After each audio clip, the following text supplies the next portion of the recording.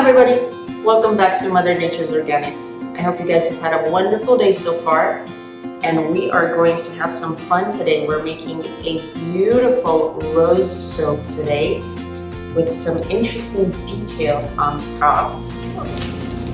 Alright, so as always, we have our oils, we have our lye water, and we have all the different ingredients of our soap, which today we're making a rose soap, as I mentioned. So we have our wonderful rose petals, we have our rose clay we're going to be using, we have our Himalayan Pink salt that adds such a gorgeous little accent to soap. We have our wonderful scent here from Nurture Soap. It's called Fresh Cut Rose. This fragrance oil smells like a bouquet of roses. It doesn't smell like something that smells like roses. It smells exactly like roses. It's amazing. And I've already actually mixed in a little bit of Rose Absolute in here as well. So we have a combination of both. I love the scent of the Rose Absolute that I get. It's absolutely wonderful.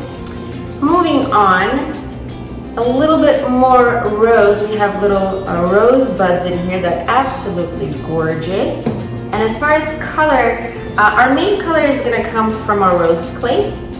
We're also going to have a bit of a white swirl in there, for which we have our titanium dioxide, as well as some gold accents on top. Ooh, I'm looking forward to that one.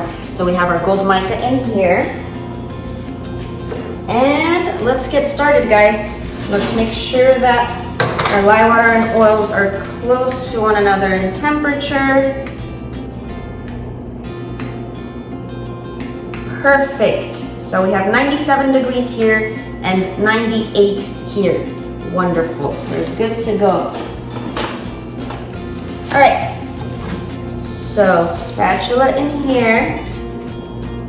Cheers, guys.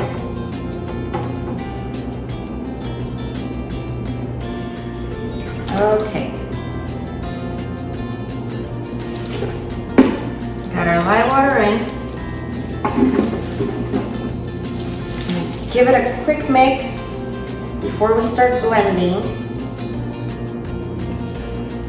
So as always, I'm trying to blend as little as possible so we could our batter fluid. Let's get our gigantic spatula out of here. And let's blend just a little bit. Remember, always burp the blender, always. You'll regret it later if you don't.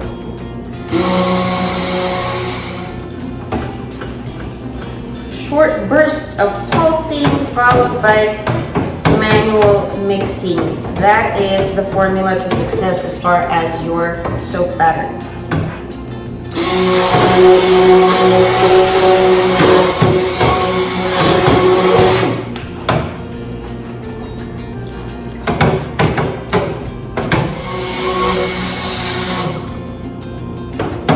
All right, guys.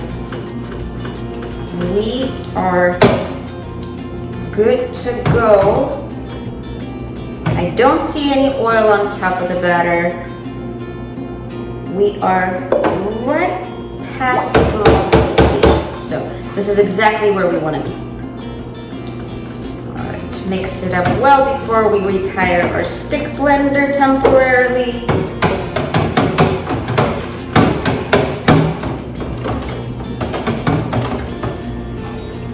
Perfect. So we're going to pour off a little bit of this batter in order to add our titanium dioxide to it. But that step will come after we add the fragrance oil and Absolute mix. Oh my God, it smells so good. You know, there's things that smell like they're supposed to smell like rose. I don't know if that makes sense, but this smells like when you get a fresh bouquet of roses and you just stick your face in it and smell it. You can smell the stems, the petals themselves, everything, every part of the rose, and this is exactly what that smells like. So I love it. I absolutely love it. It's a Nurture Soap fragrance oil called Fresh Cut Rose, plus a 2 ounce of Rose Absolute. All right, let's add this guy in here. There we go. Bye-bye. We're gonna mix by hand. As always, by hand first. And then we can blend just for a little bit, just to make sure everything's nice and incorporated. Uh-oh. I am feeling some acceleration, guys. Oh, okay. We need to hurry up. There will absolutely not be any blending. This batter is accelerating fast. All right. Fast forward. Look at this. All right. Quickly.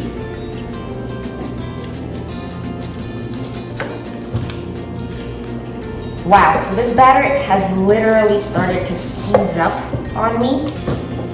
So I have to move super fast here. Oh my goodness, I did not expect this to happen. All right, very fast.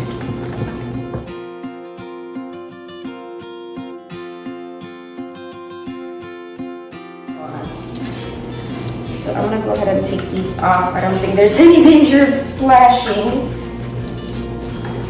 I got this, guys. Don't give up. If this happens, don't freak out. Just keep mixing, keep going. And I bet you can make something of it, like I'm trying to do right now. I wish I would have added the fragrance oil as my last step. So that happened. What are you gonna do? We're definitely gonna remember this one later, huh, guys? All right, this aside, I'm going to attempt to stick blend. Maybe it'll liquefy the batter a little bit, or at least smooth it out a little bit. Oh my goodness. Let's see if we can.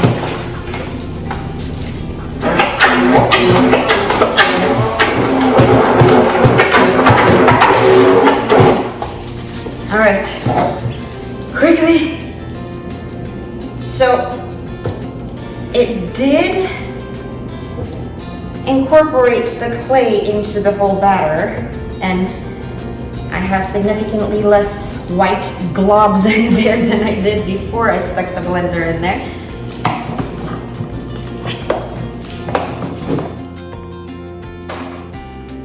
Right, so in the midst of this whole disastrous situation, I did not notice that my camera stopped filming. So I don't know where we stopped. We're just gonna continue from here. So this is what we got going on with our disaster of a batter. And I'm so curious to see what this soap is going to end up looking like. Because, oh my, I mean, where do I start? So let's continue kneading.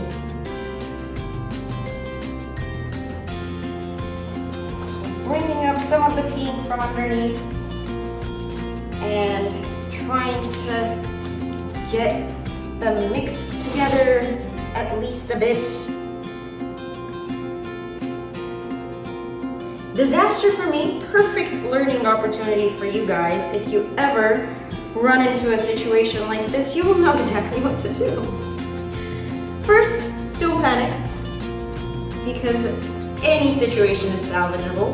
Even if this completely riced out on us or seized up to a point where we could not get it to move at all, we then would have resorted to hot processing it, or rebatching, I guess, whichever you want to call it, which means we would pour this entire batter into a double boiler, or you could use a crock pot as well.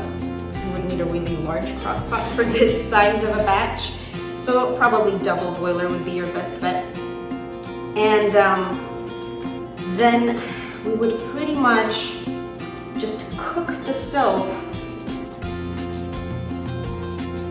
until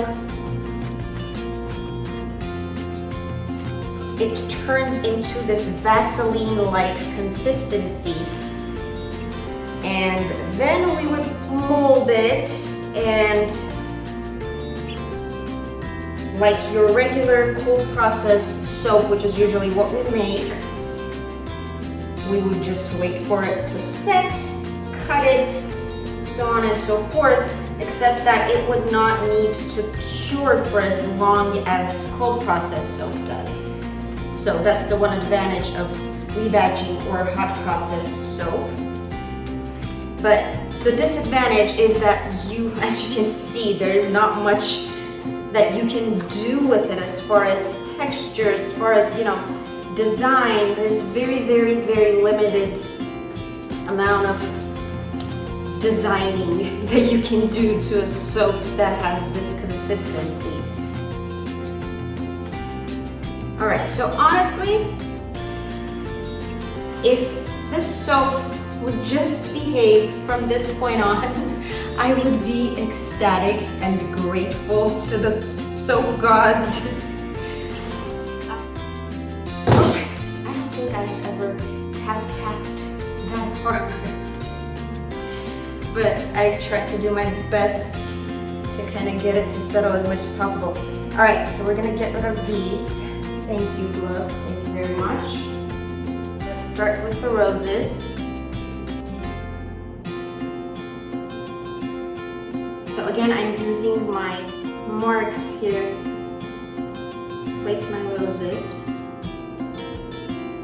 We really have to kind of shove these things down because the batter is so thick that it is, I don't even know if they'll keep these in, let alone the rest of the things that I was hoping to be able to place on here. So we got the right number of embeds in. Let's hope we don't mess up too much on the placement. All right, next we have this guy. Okay, so again, not what I was planning, but at least we're able to still get this on here.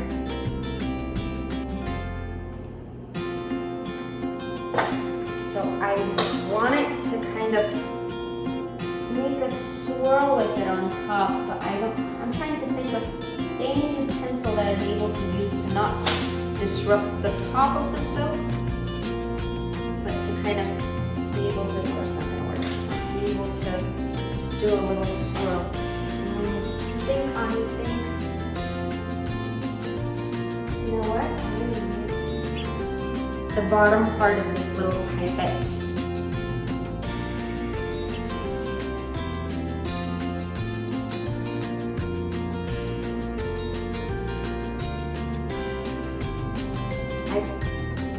Hoping that by putting this gold on here, yay, it worked, I will be able to still put my rose petals as well as the beautiful Himalayan Pink salt on here. Stressful soap making experience, guys. This is supposed to be therapeutic and fun and beautiful. As always, I'm being bad and not wearing gloves when putting it on embeds or little roses or flowers or whatever. Don't do that at home. Always wear protective gloves when touching an uncured soap. It's a situation of don't do as I do, do as I say. I know you're supposed to be the example, but I just can't. I cannot wear gloves when working with embeds and, you know, soap toppings.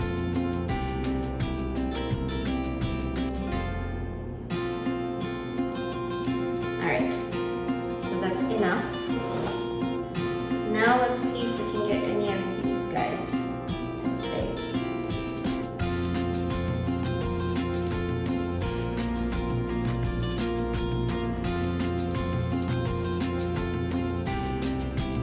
Just go along the line here,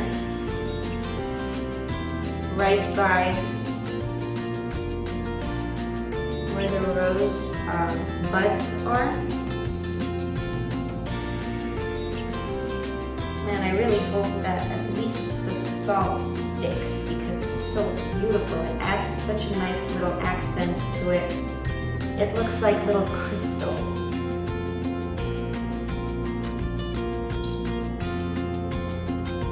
The sun is also not on my side today. It decided to completely mess with my lighting. I don't think I was supposed to make soap today. The universe is against me making soap today. Okay, so I know I'm not supposed to spray alcohol after I put on things like salts, but I think this might actually help the salts stick to the soap a bit better. So I'm just gonna do a little bit and hope that it doesn't completely melt and it in turn sticks to the batter. Okay. Well, this was stressful. I'm very, very curious to see what this is gonna end up looking like. Other than that, I think we've reached the limit of what we can do with this soap. Thank you guys for sticking with me through this disaster of a soap making experience. I cannot wait, as I said, to see what this is gonna end up looking like. I hope it's not too terrible. Hey, at least it smells amazing. This scent better be worth it. Yeah, it smells really, really great. So yeah, that's that for today, guys. Once this is ready to be cut, I will be back right here with you guys and we will see what this mystery soap is going to end up looking like. Until then, have a good one. Bye. Welcome back, everyone. And here we are with the results of our disastrous rose soap. To give you a little bit of a rundown as far as what ended up happening with our batch. It finished going through all the terrible phases that it went through, and it still didn't turn into soap. Well, it kind of did, but it was very crumbly, not pleasant, not something that I wanted to deal with really. So I used its crumbliness to my advantage, crumbled it up further, and pretty much put it through a hot process. No, I did not repeat the word twice. It is just the process of cooking down soap. You can also call it rebatching. So if a batch goes wrong, you rebatch it. Or you put it through hot processing, which means you either cut it into tiny little pieces, crumble it. A lot of people grade the soap, but I do not enjoy grading at all whatsoever. So I opt for either cutting into smaller pieces or crumbling if I can. So this is what happened. I put it through the hot process and I got, give it a second, this. What do you think? I think I like it. I think I like it better than what I had initially. So it does kind of look like bologna on the inside, but hey, I was able to retain the pink color, the scent, and the top actually looks better than I thought I could get it to look. So we have a little bit of a gold accent here, we have some white melt and pour soap here on this side that houses our pink Himalayan salts. I had no other way of getting the pink Himalayan salts to stick to this hot processed soap because hot processed soap is not very embed friendly. It's rather difficult to get anything to stick to it properly. So this is pretty much what we ended up with. I have to say I'm pretty happy with it. It is completely problemless. There's no lye issues, there's no anything issues. It is happily curing at the moment, but it is ready for use. I'm guessing the longer it stays, well, not guessing, but I know the longer it stays, the better it will become. And that's pretty much that. So this is what ended up happening to the disastrous rose soap. Lesson learned, right? Anyway, thanks for sticking by, you guys. And I'll see you guys in the next video. Until then, have a good one. Bye.